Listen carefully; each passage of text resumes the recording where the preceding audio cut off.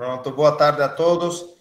Mais uma segunda-feira de colóquio do nosso programa de pós-graduação. Hoje temos o prazer de ter ao professor Marcos Oriá, que é nosso diretor do centro aqui da UAXA, com uma apresentação que tem como título Sistemas Complexos, Conceitos e Aplicações em redes neurais e Aprendizado de Máquina.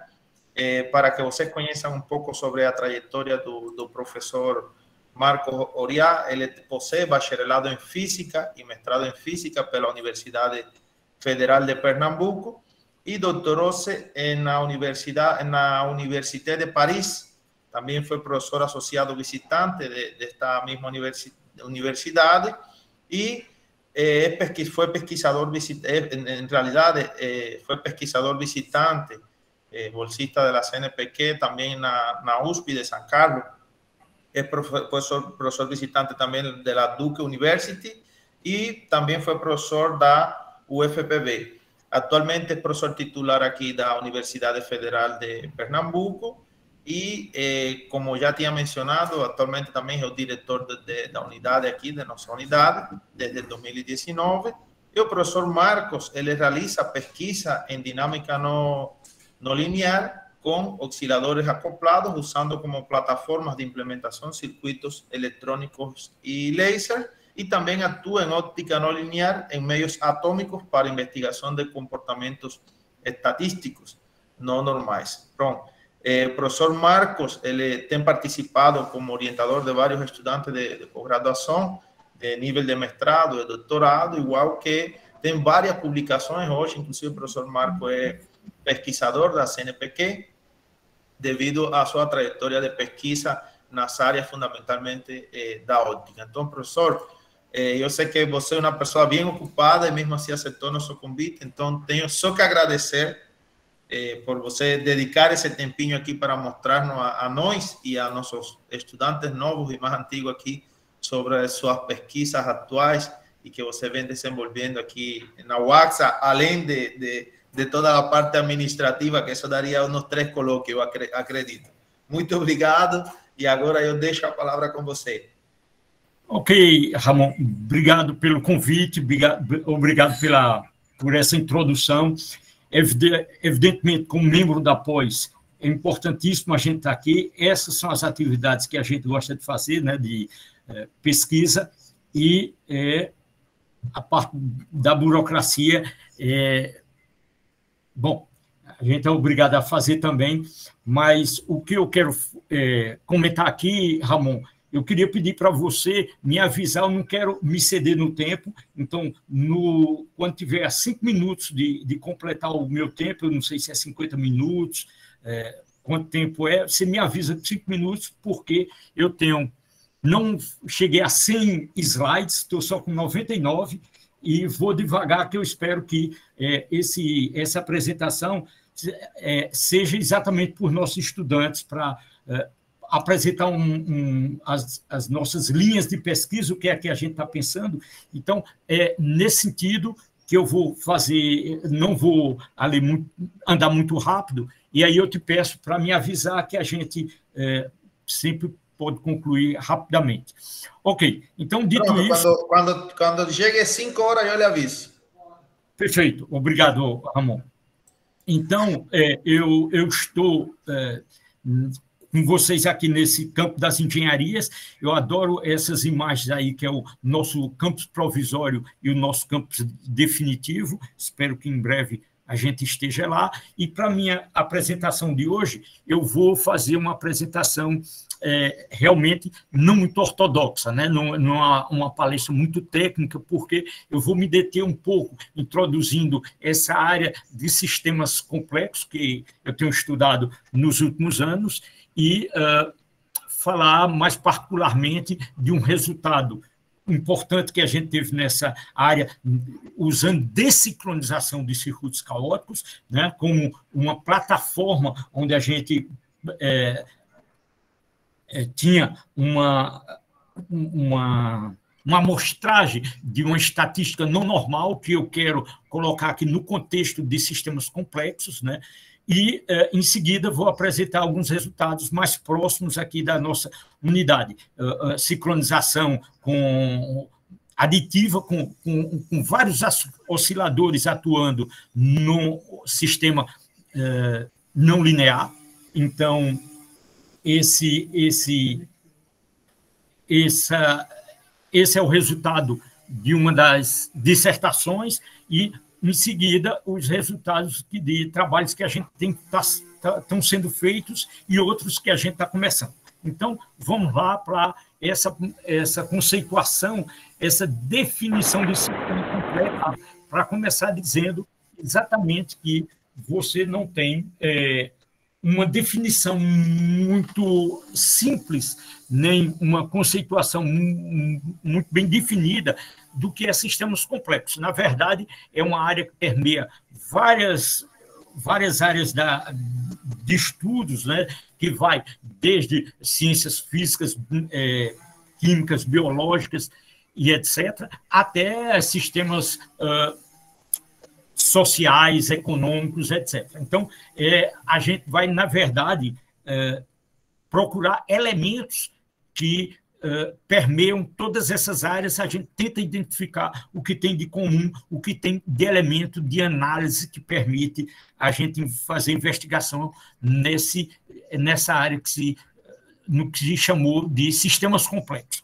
Muito bem, então eu faço uma tentativa aqui, numa tentativa talvez um pouco didática para a área de ciências exatas, de definir o que é um sistema simples em oposição a um sistema complexo. Então, um sistema simples pode ser um sistema de partículas, né, um gás. Então, tem uma termodinâmica que descreve um gás, eu tenho a eletrodinâmica, ou a mecânica quântica, que me descreve fótons, átomos, sólidos, moléculas, etc. E volto para a mecânica clássica, que é suficiente para definir galáxias ou planetas, qualquer sistema do cosmos. Tá certo? O que eu quero dizer com isso? Que todos esses sistemas que eu acabei de falar, você tem modelos matemáticos. Os sistemas podem ser difíceis de ser resolvidos, mas você tem modelos muito bem definidos, da mecânica clássica, mecânica quântica e assim por diante. Relatividade generalizada, mas são sistemas que você pode definir de uma maneira relativamente precisa, se você conseguir resolver o seu modelo. Sistemas complexos em oposição têm partes interagentes, e é nessa introdução, espero convencer vocês que porque esses comportamentos não são descritos de uma maneira trivial por um modelo.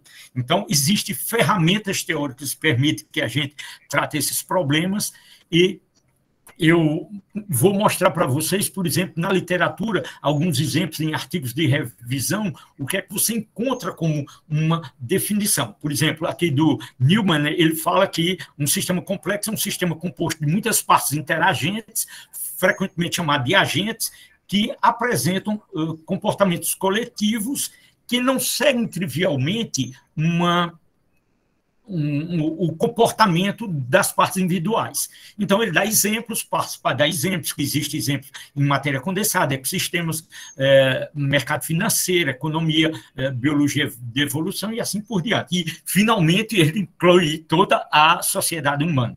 Então, outra definição que eu não vou ler aqui, mas você fala, então, de um sistema que interage entre ele mesmo e seu meio. Isso não chega a ser uma definição, mas uma descrição, né? Então, tudo isso são descrições, e eu chamo a atenção particularmente para essa frase aqui, que não segue trivialmente o comportamento das partes individuais.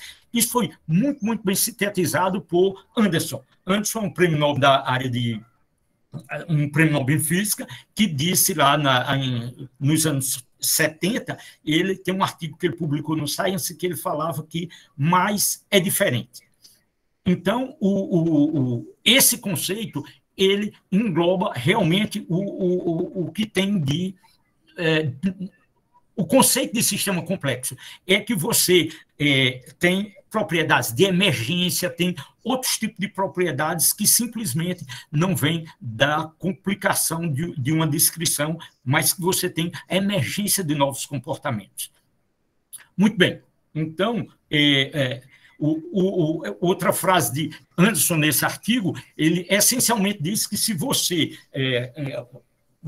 pegar as leis que regem a física de partículas, né, como eu como físico, eu acreditava que um sistema, sei lá, social ou biológico, simplesmente eu não sabia descrever, porque eu não sabia escrever a hamiltoniana, mesmo colocando os termos de dissipação, mas simplesmente era um problema muito complicado que, se eu conhecesse as leis fundamentais, eu poderia aplicar esse sistema bem mais complexo. Mas, aparentemente, a natureza, as estruturas, não só naturais como artificiais, têm comportamentos ditos emergentes.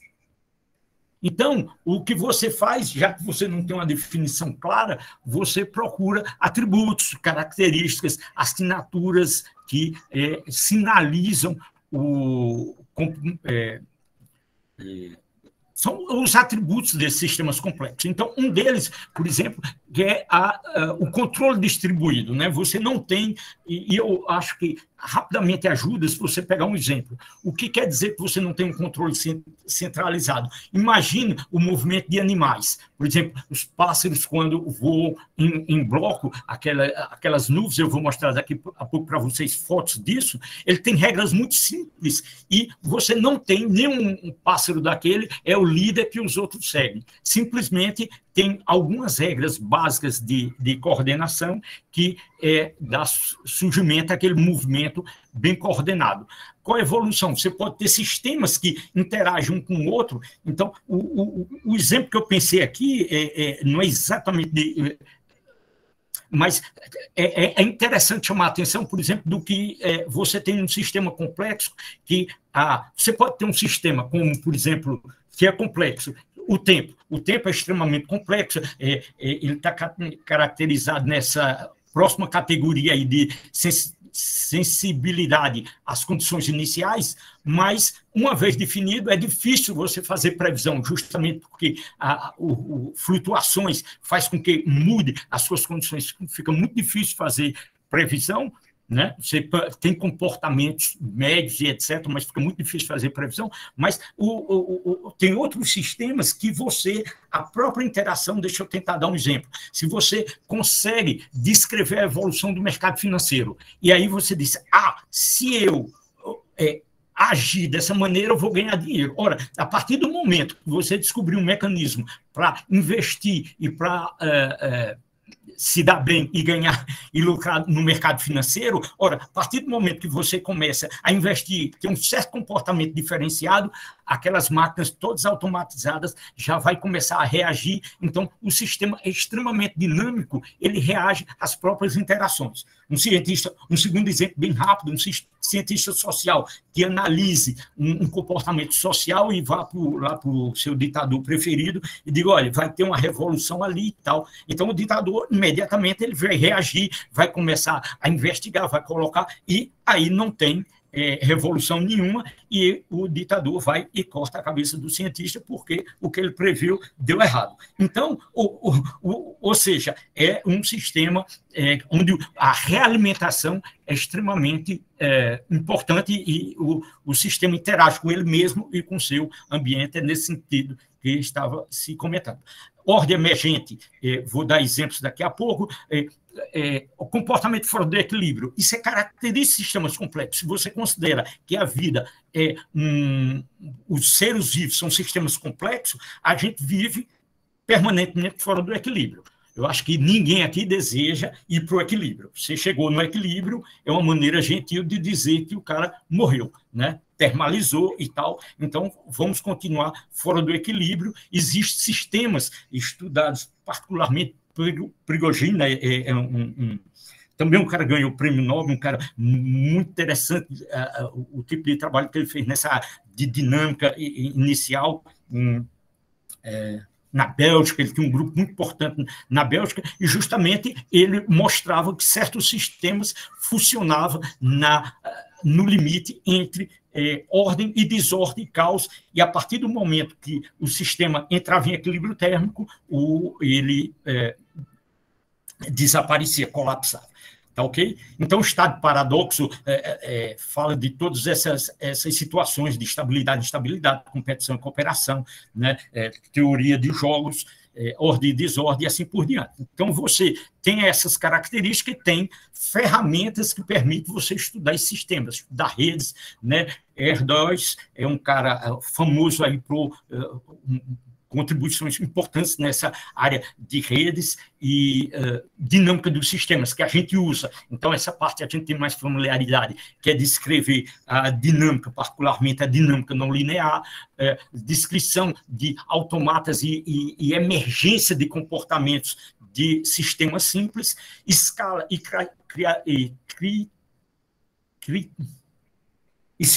comportamentos críticos, né? Então, você trabalhar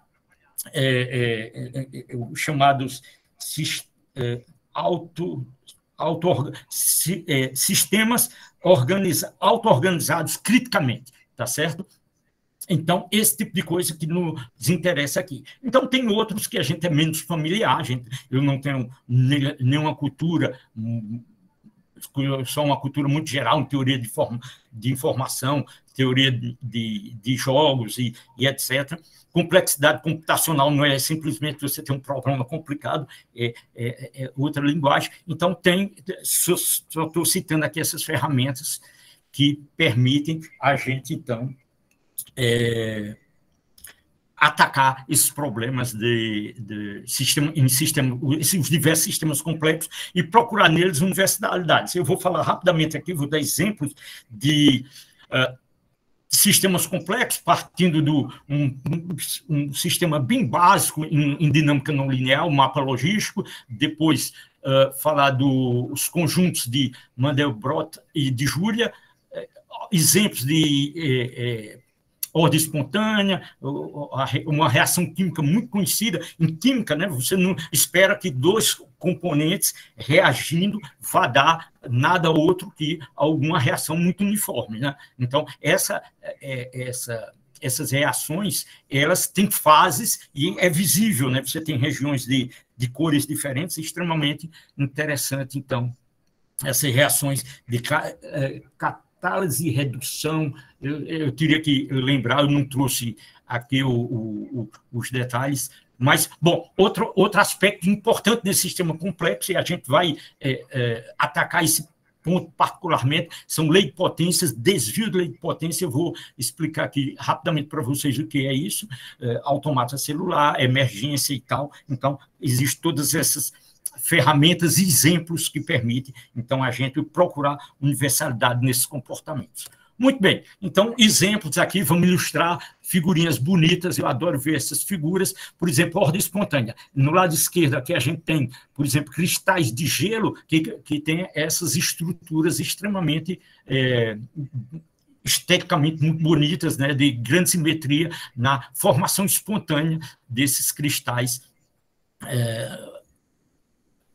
Essencialmente, você tem água, gelo, que condensa dessa maneira. Outro exemplo aqui é um exemplo biológico, as termitas, né, a espécie de formiguinha, constrói essas estruturas, então dá essas catedrais aí extremamente interessantes, né, a reação, o seu autômata celular. E, muito bem, então a natureza, ela tem vários, extremamente frequente em sistemas naturais esse comportamento coletivo, que parte de regras bem simples. Por exemplo, o pinguim, ele tem uma posição que ou o peixe, né, ou o pássaro, que mantém uma distância equidistante dos seus vizinhos. Ele tenta manter essa distância mínima. Se um predador aparece, ele tenta se deslocar, cada um se move independente, mas o movimento em conjunto, existem vídeos na internet extremamente espetacular, os pinguins, eles têm uma organização completamente espontânea, né?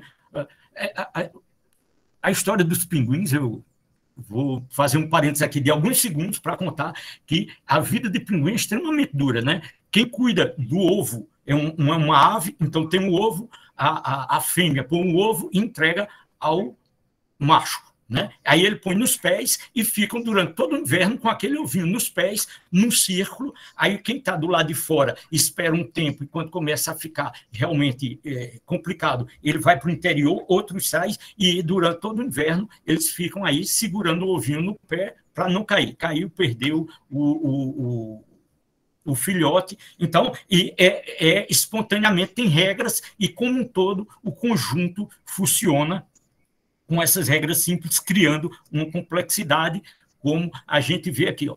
Eu adoro essa figura do lado esquerdo aqui, que o conjunto de aves sugere um pássaro, ele mesmo um pássaro. Evidentemente, eu peguei algumas figuras que tinham algumas imagens sugestivas, tem outras que não sugerem coisa nenhuma. E aí eles seguem essas regras básicas, né, de distanciamento, e esse comportamento coletivo dá surgimento a esse movimento completo. Agora, me diga o que é que esse pássaro grande está fazendo aí no meio, quem está seguindo quem.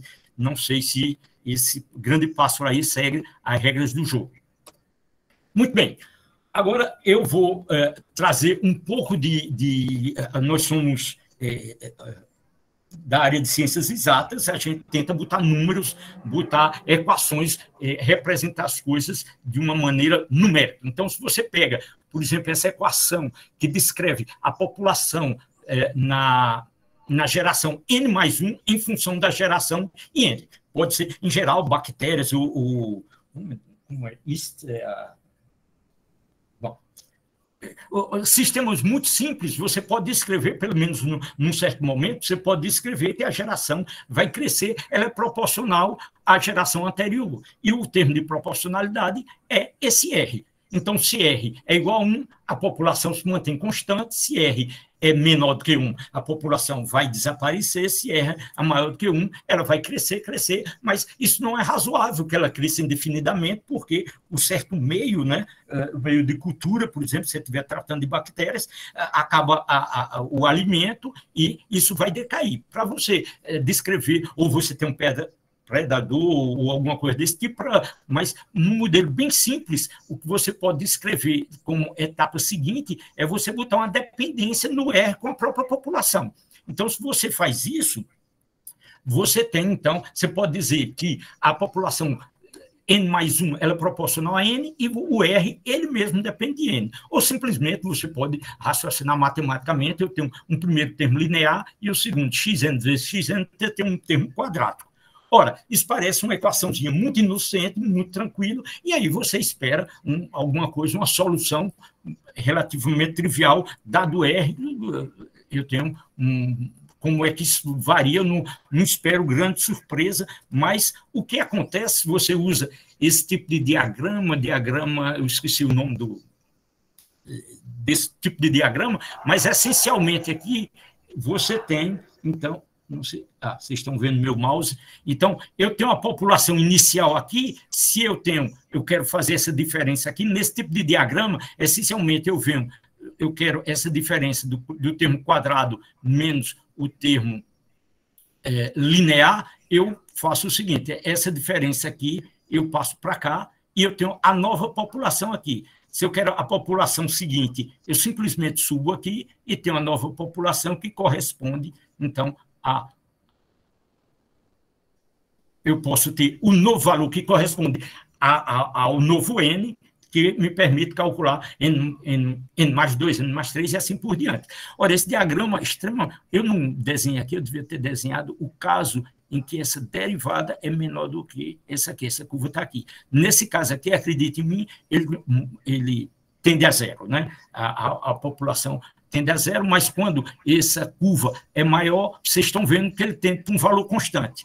Ora, se eu continuo a crescer o valor de R, essa curva, quando essa derivada passar aqui dessa curvatura aqui, dá para entender, dá para acreditar que você tem 2 pontos de acumulação. E depois você tem várias soluções que eu resumo nesse chamado mapa de bifurcação. Esse é o mapa de bifurcação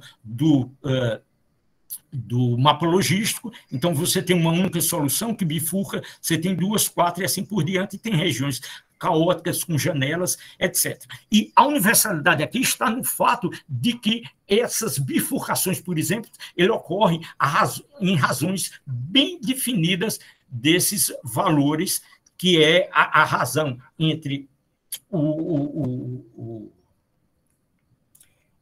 entre o intervalo seguinte e o anterior.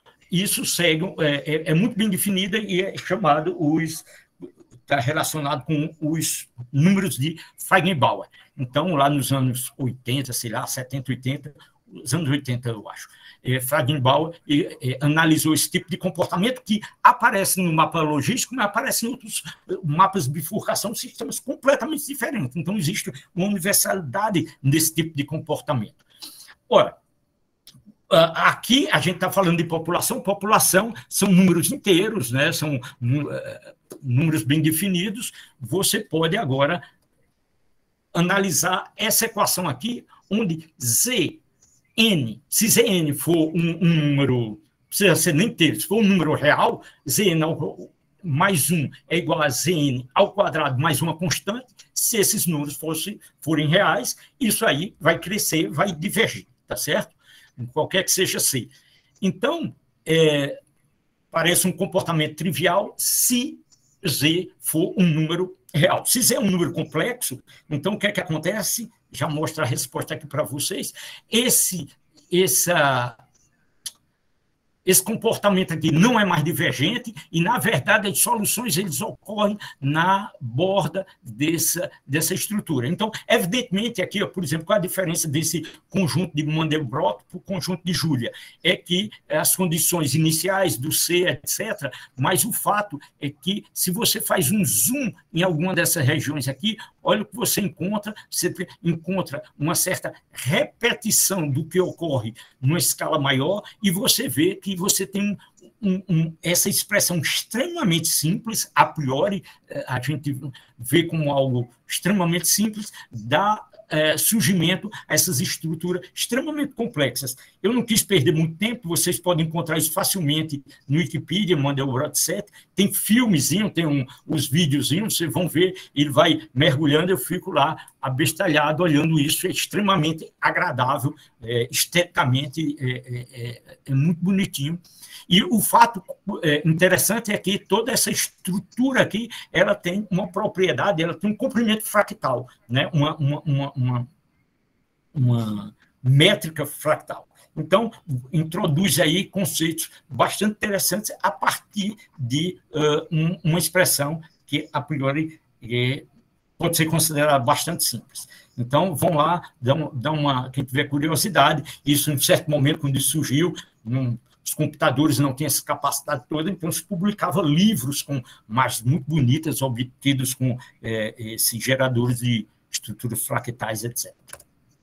Muito bem. Então, outro problema, então, dei 2 exemplos aí de regras muito simples, dando origem a comportamentos extremamente complexos. Outro problema que você pode querer estudar é, por exemplo, o comportamento, se você começar nas suas férias, começar a saltar grão de areia e construir morrinhos de areia, você vai ver que, você tendo certo cuidado, você pode construir até morros maiores, né? As montanhazinhas de areia, mas você vai ver que as inclinações das costas vai se manter relativamente constante. Então, o problema, para ficar melhor definido aqui, para você não estar crescendo o seu morro, para poder estudar ele um pouco melhor, delimita aqui as bordas do seu suporte, da sua base, e aí você vai ver que, enquanto a derivada aqui for pequena, você pode adicionar novos grãos, ela vai crescendo e vai ter um momento que aparece avalanches, não tem uma previsão para quando isso vai ocorrer, então você vai registrando, ele vai ocorrendo em tempos diferentes, mas o fato é que esse comportamento tende a estabelecer uma derivada, uma inclinação crítica aqui para essa estrutura. Isso foi estudado lá por Bach. Bach tem um livro bem conhecido aí sobre esses sistemas comportamentos dinâmicos, e o modelinho que ele faz, né, é um modelinho de conjunto de equações de primeiros vizinhos e etc., que você vai transferindo, e com isso ele observa que os domínios de avalanche, de modificação, ele segue, então, uma lei de potência. Então, sempre que você tiver esse tipo de situação, você observa, então, lei de potência, como está determinado aqui. Esse é um estudo, até aqui, a referência é de 87, é um físico violeta de 87, e esse é um estudo teórico, e depois foi feita uma demonstração experimental usando pilhas de arroz. Então, é um artigo de 96, cerca de 10 anos depois, então, alguém estudou esse tipo de problema. Parece uma brincadeira divertida, mas você entender esse tipo de estrutura pode ser importante no estudo de encostas, de avalanche, deslizamento de rochas e tal.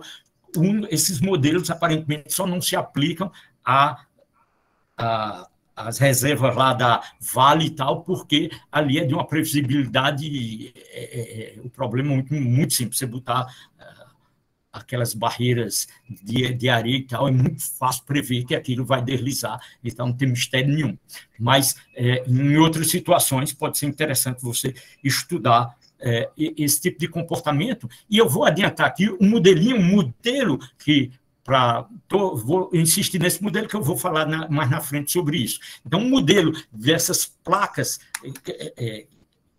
em fricção, né, as forças de cisalhamento, você modeliza, né, eu acho que algumas pessoas aqui na nossa escola de engenharia estudam esse tipo de problema, né, como é? Stick slip, esse tipo de propriedade, mas você pode ter, então, uma descrição em termos de um sistema do tipo massa-mola, com valores com coeficiente de mola diferentes, e você pode fazer, então, um modelinho que descreve esse tipo de comportamento. Muito bem, eu tenho falado aqui de lei de potência, comportamento estatístico, etc., mas, às vezes, tem gente que não sabe nem do que é que eu estou falando, né? Não está acostumado com essa linguagem, então eu peguei um slide aqui para lembrar para vocês o que é uma distribuição normal. Distribuição normal foi estudada lá atrás por Gauss, que, né, vê que se você você pega grãos de areia, de novo, grão de areia, e solta no chão, não para formar uma pilha, mas simplesmente vai soltando, você vai ver que eles estão distribuídos no chão de uma maneira particular, e se você se der o trabalho, você pode fazer isso de uma maneira automática, fotografia isso e mede as distâncias entre cada dois parezinhos, e você vai ver que ele vai seguir uma distribuição gaussiana. Então, esse comportamento gaussiano serve para qualquer estatística de sistemas não interagentes, como a idade dos estudantes da universidade. É tão comum que nas calculadoras aí científicas você tem, ele calcula sigma 2, calcula sigma, calcula desvio padrão, etc. Então, você tem o que caracteriza uma distribuição normal, essa gaussiana, e uma gaussiana é uma função que decresce muito rápido. Então, se você tiver dentro da largura aqui, você define a largura dessa curva aqui como sendo a meia altura, então os eventos que estão dentro dessa largura aqui, que corresponde a cerca de quase 70% dos eventos, né? Você fez um histograma, botou as populações que estão aí, por exemplo, as idades, quantos tem com, sei lá, a idade média aí dos estudantes, 21 anos, 22, e vai fazendo essa distribuição, tipicamente você vai ter uma distribuição gaussiana que cai muito rápido. Se você tiver, sei lá, aqui um exemplo, uma fábrica de parafusos que a cada 2 vezes por semana tem um parafusozinho lá defeituoso. Ora, qual é a probabilidade de você ter 2 parafusos no mesmo dia, sei lá, no mesmo shift, né, no mesmo horário, no mesmo período, você ter 2 parafusos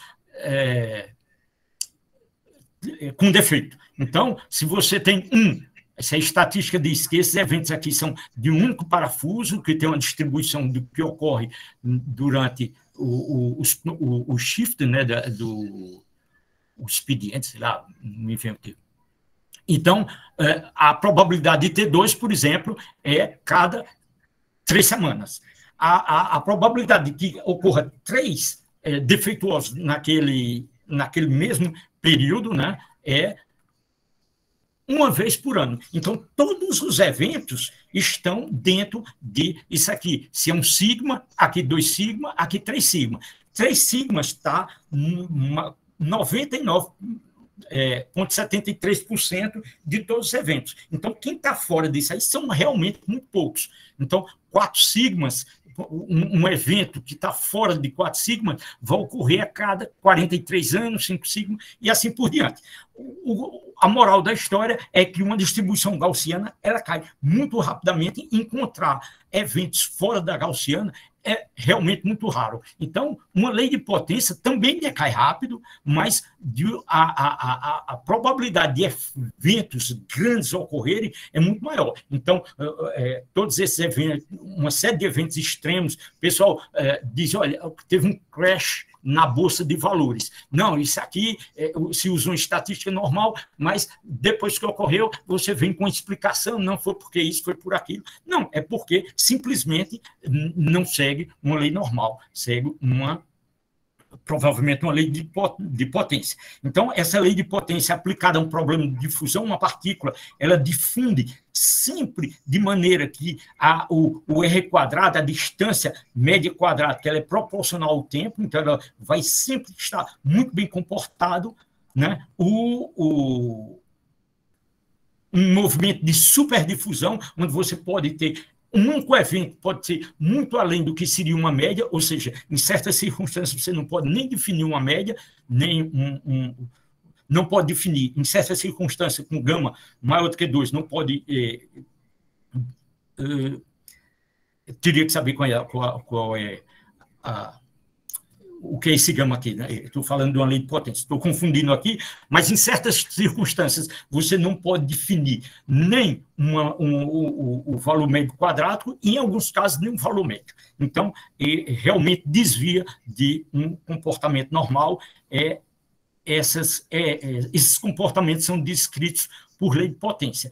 Eu trouxe aqui esse resultado é completamente aqui a parte da discussão aqui, mas é um resultado do grupo de Robin Kaiser, na França. Martina participou desse trabalho, onde eles observam lei de potência, né, exatamente o chamado, nesse caso aí, nesse tipo de problema de difusão de fótons, chamado lei de Lévy, né? E eu estou chamando a atenção desse resultado aqui, porque Martina fez uma revisão sobre esse tipo de problema no Contemporary Physics, e nessa introdução, a parte inicial, ela faz uma descrição muito didática do que é essas estatísticas normal, não normal. Então, é uma boa referência para quem está iniciando nessa área. Então, muito bem. Então, agora que a gente ouviu falar de lei de potência, deixa eu dar exemplos aqui de comportamentos de lei de potência. A altura dos prédios numa cidade tipicamente segue lei de potência. O número com o tempo está crescendo o número de tempestades, né? Eu não sei. Bom, eu não sei se isso é específico dos Estados Unidos ou se provavelmente é específico dos Estados Unidos, mas deixa eu passar para esses exemplos aqui, são muito mais interessantes. Você pegue as cidades dos Estados Unidos em termos de tamanho. Então, você define uma escala, define um rank para essas cidades, e você vai vendo que cada cidade tem uma vida independente, ela se desenvolve de maneira independente das outras, mas você classifica as cidades americanas, você vejam que elas obedecem uma lei de potência. Isso aqui é uma lei de potência porque essa é uma escala logarítmica, né? Então, é a potência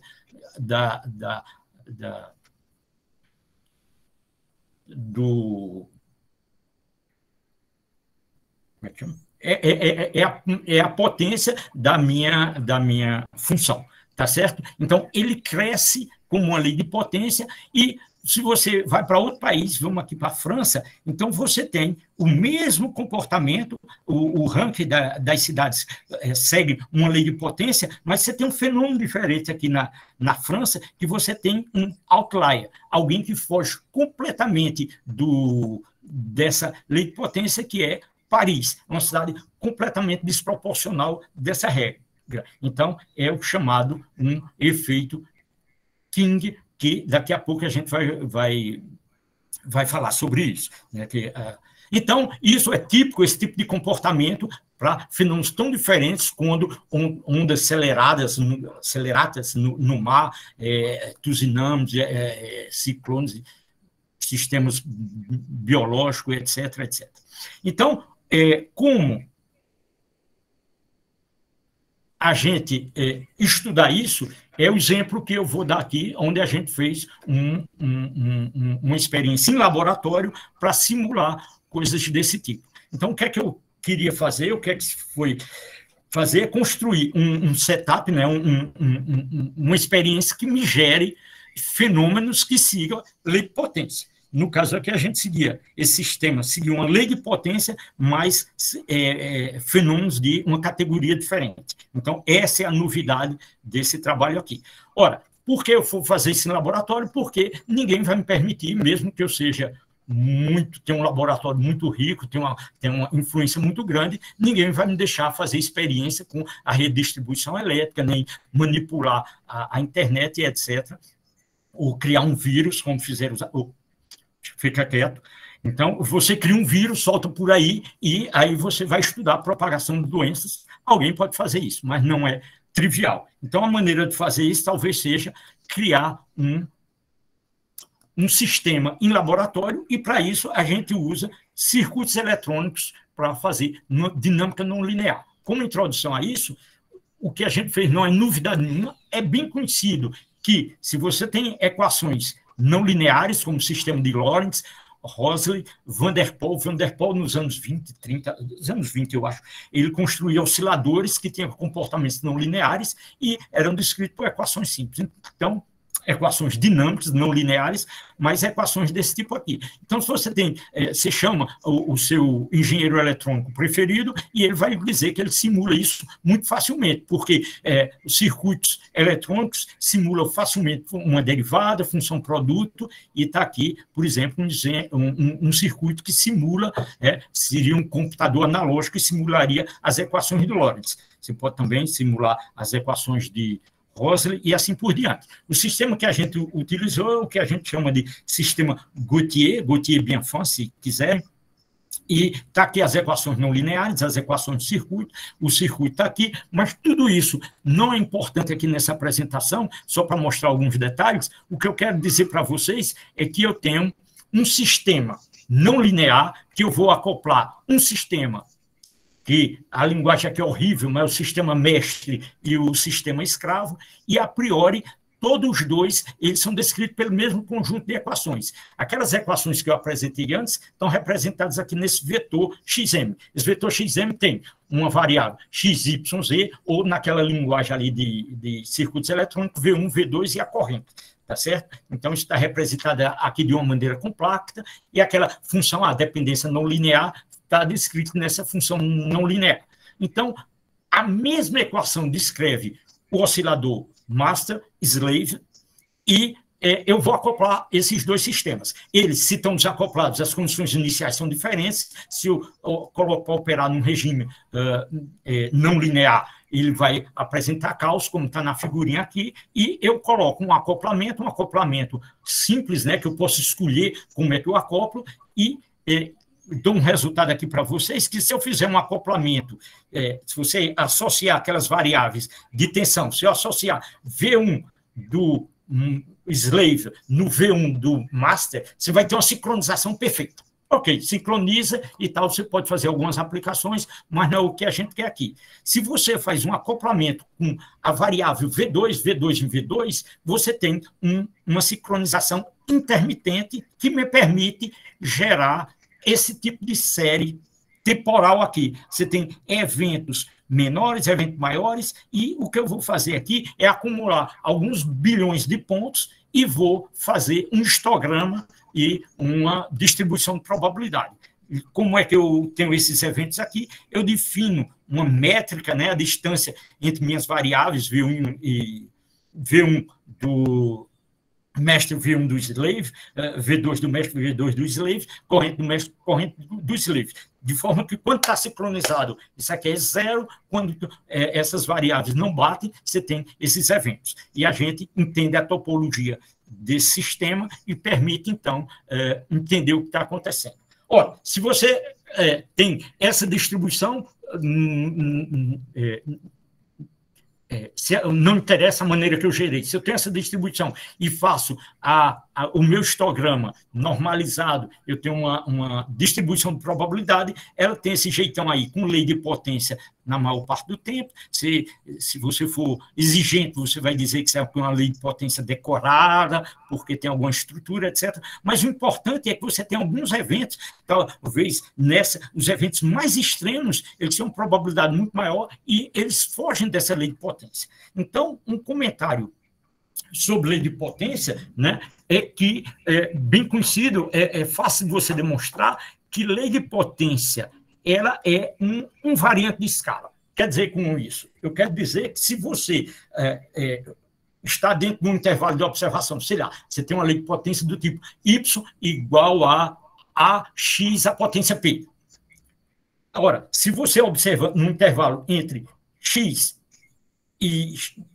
sei lá, e bx, você vai ter, então, sua variável y vai estar entre x a p, deixa eu ver se eu não me confundo, e b a p, x a p. Então, o que você pode mostrar é que se você muda a escala, esse intervalo, por um fator constante, a lei se repete, você tem simplesmente você não botar o estudante que não colocou na sua escala qual nos seus eixos, qual é a sua escala. Porque é indiferente e isso tem como consequência o fato de que você não distingue os pequenos eventos dos grandes eventos. Aí você diz, olha, mas isso não é sempre verdade, não basta mudar. Não, não, não. Pega e faz a mesma coisa com uma dependência exponencial, por exemplo. Não é um variante de escala. O comportamento dos pequenos... Eu sei se os eventos são pequenos ou se são maiores, então, se eu mudo a escala, eu posso dizer a mudança ela é diferente, não é um variante de escala. Então, isso, em termos práticos, se traduz, né, em termos de imprevisibilidade. O pessoal disse, olha, se você tem todos esses eventos raros, isso quer dizer que você pode ter eventos extremamente improváveis, mas que têm um impacto muito grande e são, na linguagem aí do Taleb, eu li esse livro, realmente as ideias são interessantes, mas o cara é muito arrogante e vende pouco conteúdo e muita conversa. Então, não gostei do livro, mas está aqui a referência. Mas o importante é que é ele que usa essa linguagem de cisnes negros, né? A última vez que tive lá em Brenan, não tem mais cisnes negros lá. Tinha no jardim de Brenan, tinha um cisne negro muito bonito, mas voltar a ser cisnes negros fica só na imaginação. Então, qual é a diferença desse comportamento de lei de potência para esse comportamento que a gente mostrou para vocês? É que você tem um comportamento que desvia da lei de potência e a gente desconfiou que esses sistemas tinham mecanismos completamente distintos dos pequenos eventos e, portanto, a gente poderia talvez ter previsibilidade e, portanto, controle. Então, vamos lá para o que a gente observou, é que se você observa uma série temporal de suas variáveis do mestre, por exemplo, você vai ver que quando ele passa um certo limiar, quando ele desce de um certo limiar, ou seja, quando a trajetória do meu sistema caótico ele se aproxima da origem, ele dá origem, logo depois, a um evento extremo. Ora, se eu posso prever com uma certa antecipação esse evento, eu posso eventualmente corrigir esse evento. Ora, está aqui minhas equações, sem muita complicação. Eu tenho a equação do mestre, a equação do escravo, o meu sistema de acoplamento que permite gerar eventos extremos, e eu tenho esse mecanismo aqui que permite a sincronia completa. Aí eu ponho aqui uma função, que é a função degrau, que quando xm for maior do que, em módulo, né, do que o x do limiar, eu vou...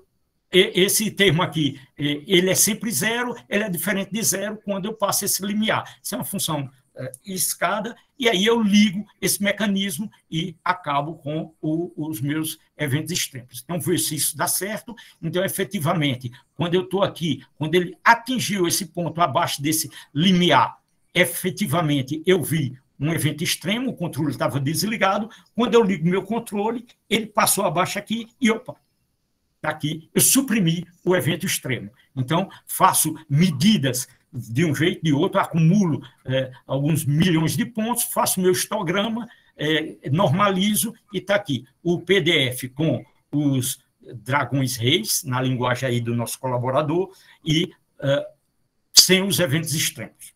Tá certo?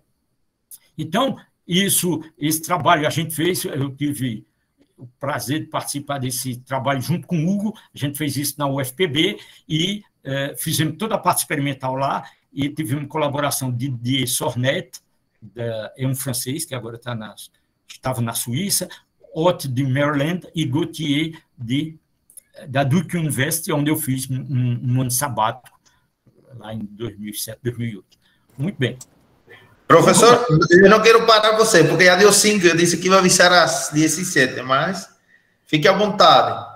Pronto, então vou concluir aqui mais 5 minutos e eu concluo. Então, só para citar aqui, fazendo referência àqueles resultados anteriores, a gente tem, então, uns trabalhos de Sornet que fala de lei de potência ligada ao problema de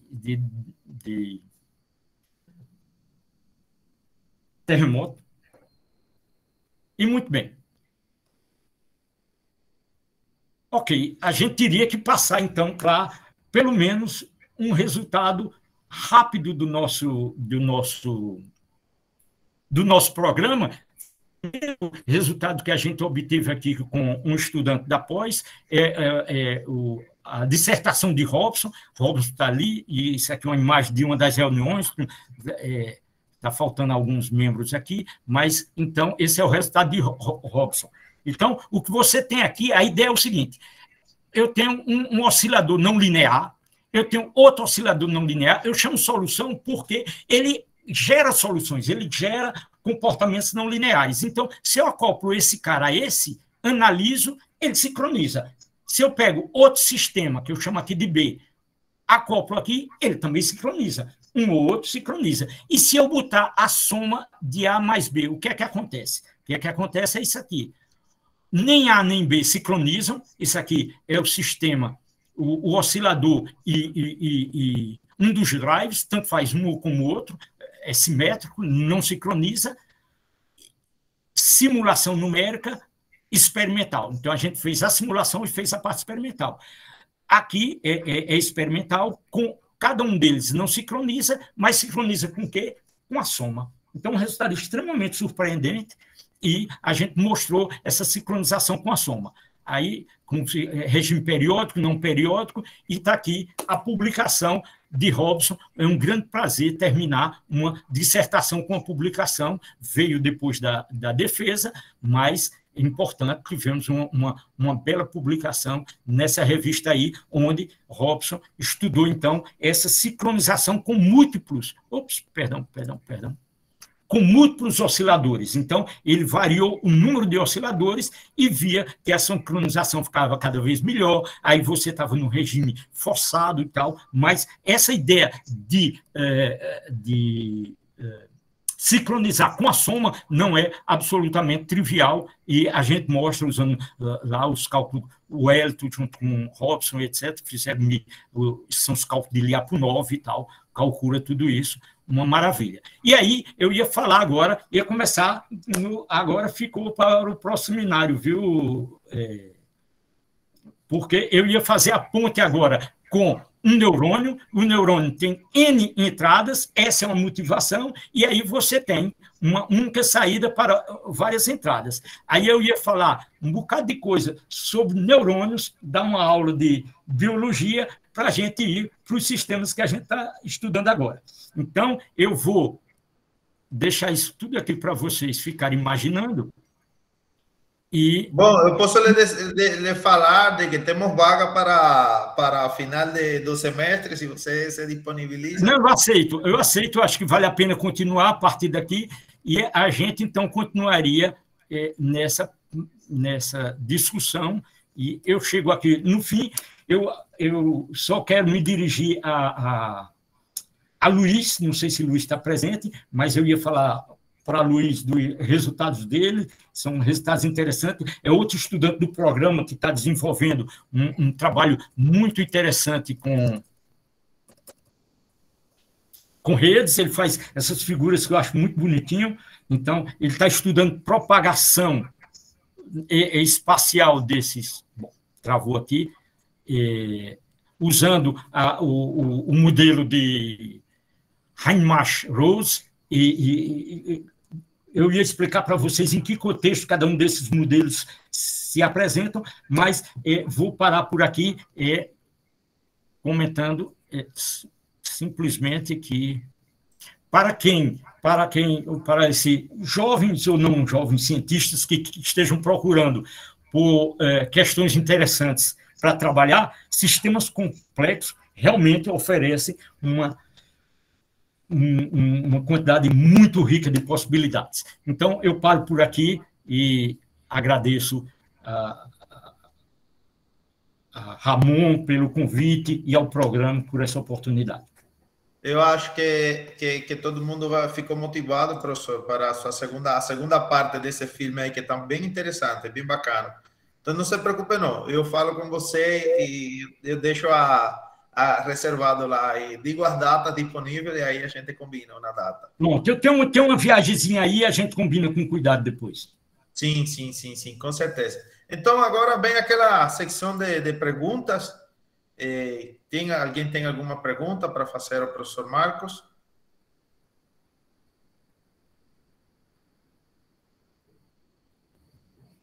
Eu pensei que o próprio Luiz ia perguntar. Luiz, aproveita agora tirar dúvida aí com o orientador.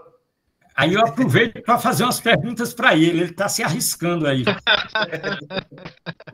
Estou por aqui, professor. Mas né? É interessante, pessoal, esse tema, né? E trabalhar com rede neural, trabalhar com sincronização e acoplamento é muito interessante. Você vê fenômenos realmente fantásticos, né?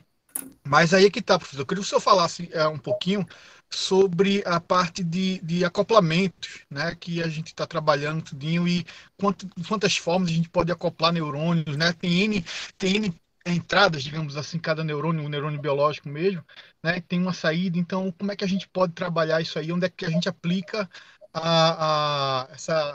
esse conhecimento de neurônio, né? Onde é que a gente pode aplicar isso? Veja só,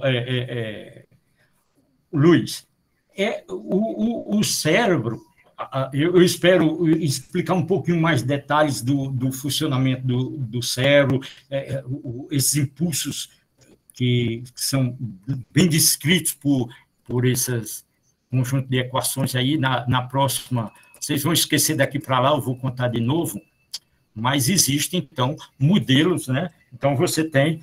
É uma célula muito especial, a célula do cérebro, o neurônio. O neurônio é uma célula como outra qualquer, tem núcleo, tem todo o código genético lá dentro, tem a reserva de energia, lá, a mitocôndria e complexo de Golgi, tem toda essa riqueza, mas ela tem uma estrutura muito especial, extremamente ramificada, são milhares de conexões, e aí, de onde surge, é isso que eu acredito, que dessas conexões, desses padrões de comunicação, tem a emergência de coisas como, por exemplo, a consciência, né? Eu acho que isso é o objetivo último de muita gente, de entender.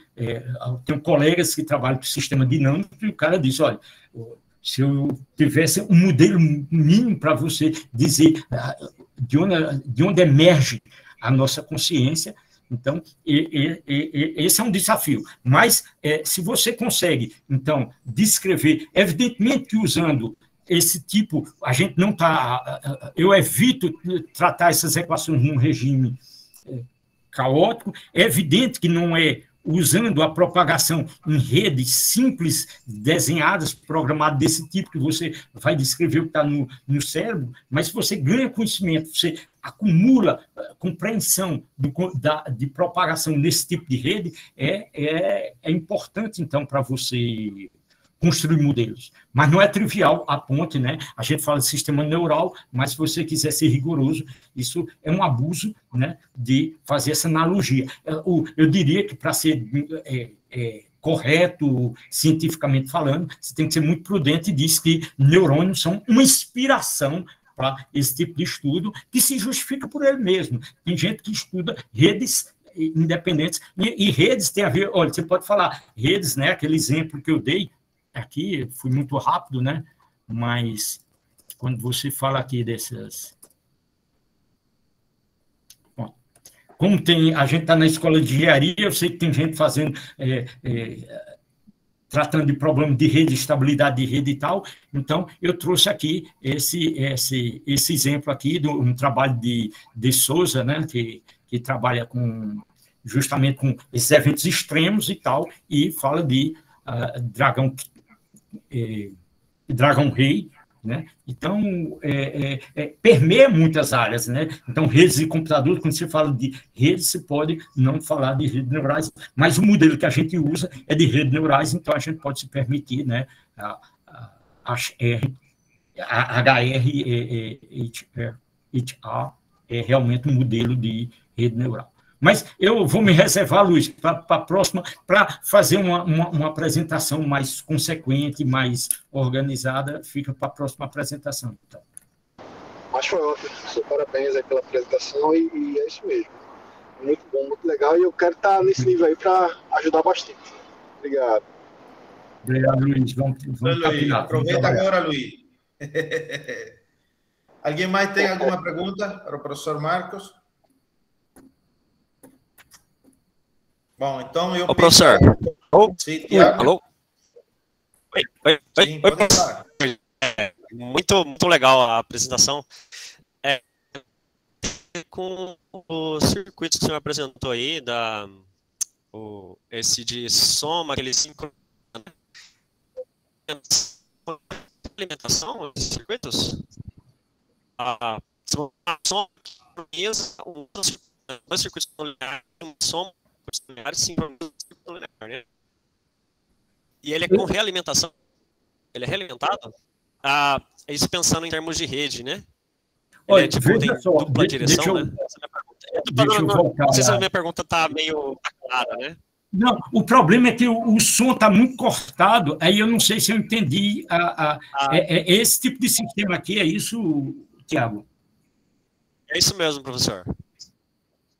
Pronto. Então, essas equações, as equações daquele meu circuitozinho lá. Ele é um circuito, esse circuito que a gente usa lá. O que é que eu estou fazendo aqui? Estou indo no sentido... Espera, estou indo nesse sentido aqui. Ó. Então, essas equações, essa equação é o sistema de... esse mesmo sistema de equações de Gautier-Bienfant. É esse tipo de equação. Esse circuito é um chamado circuito de Schwa. Circuito de Schwa talvez seja um sistema não linear mais simples que você pode imaginar. Imagina um oscilador capacitor indutor, tá certo? Ele troca...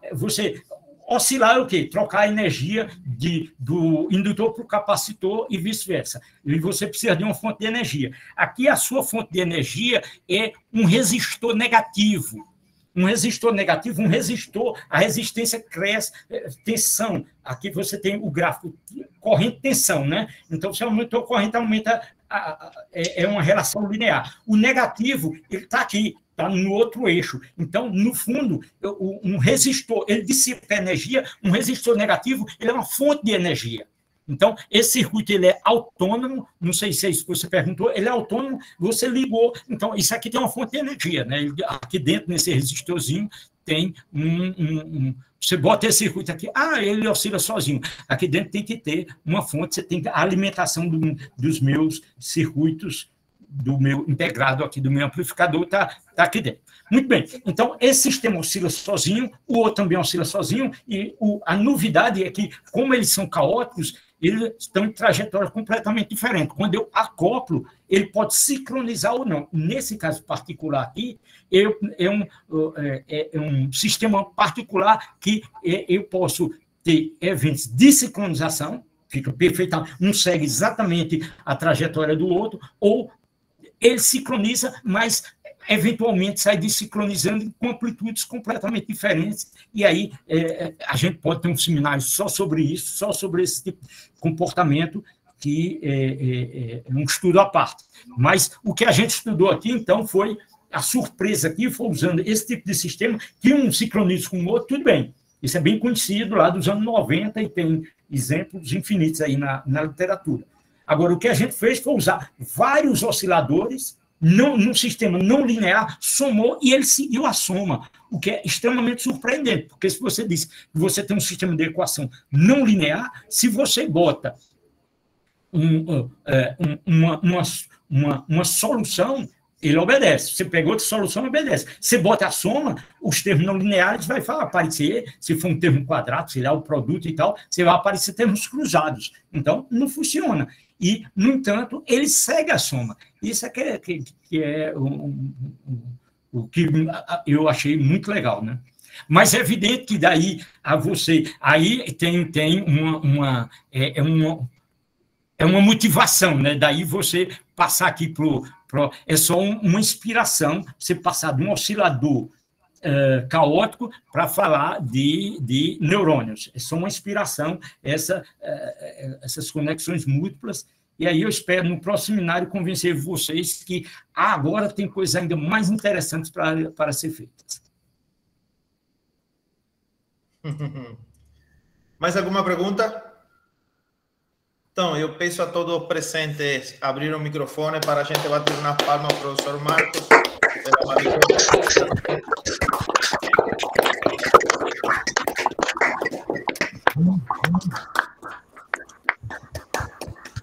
Professor, mais uma vez agradeço imensamente por aceitar nosso convite.